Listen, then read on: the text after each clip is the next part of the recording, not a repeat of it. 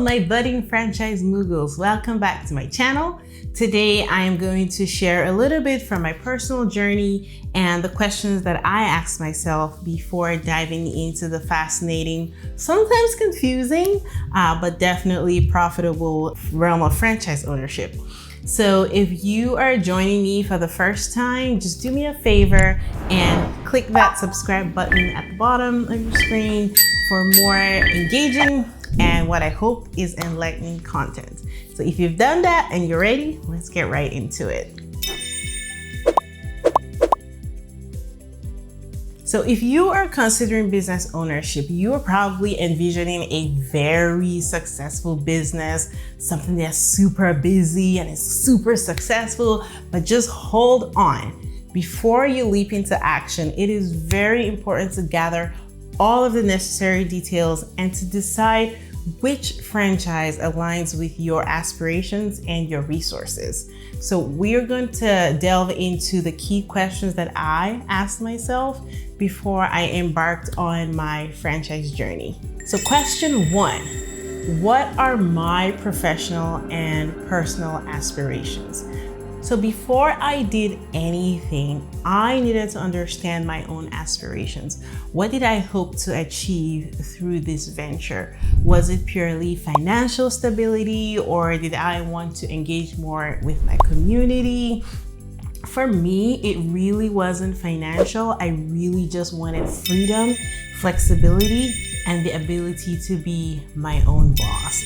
And when I answered that question, it was so much easier to narrow down my options to what I decided to do. Question 2, how much am I prepared to invest? Now let's talk about money. While owning a franchise can definitely be a profitable venture, it usually comes with a significant initial investment.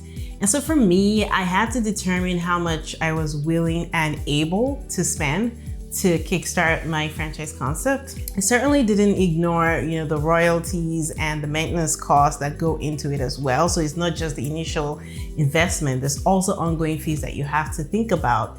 But there is a franchise for every budget.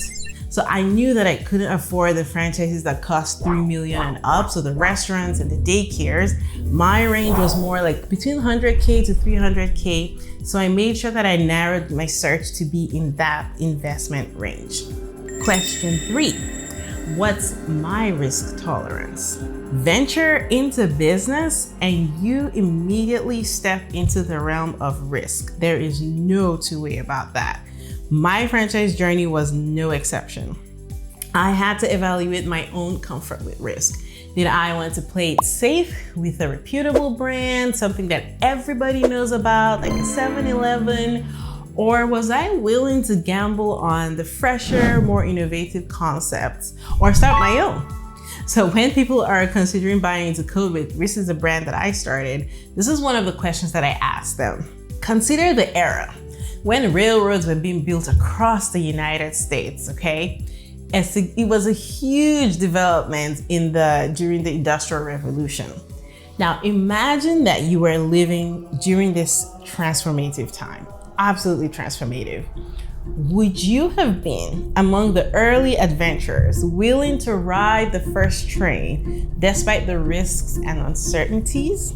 You'll be one of those people that would embrace the new technology and the prospect that it offered.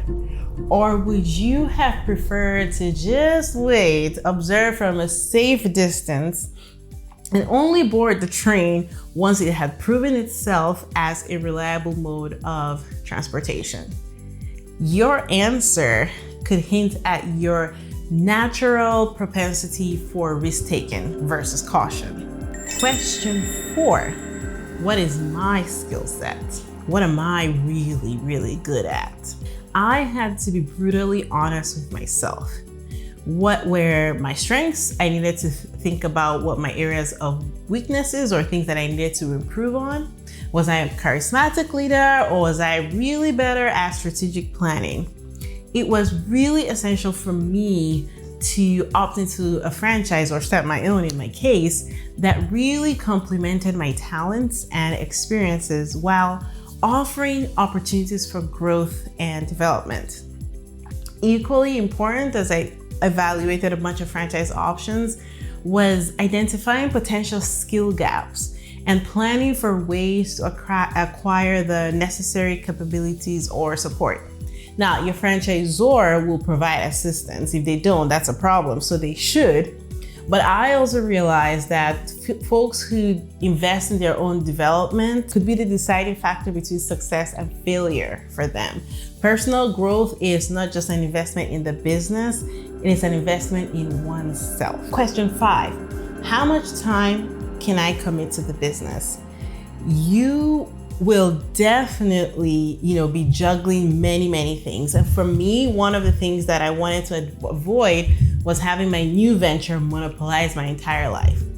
So I had to figure out how much time I could realistically dedicate to my franchise without disrupting my personal life.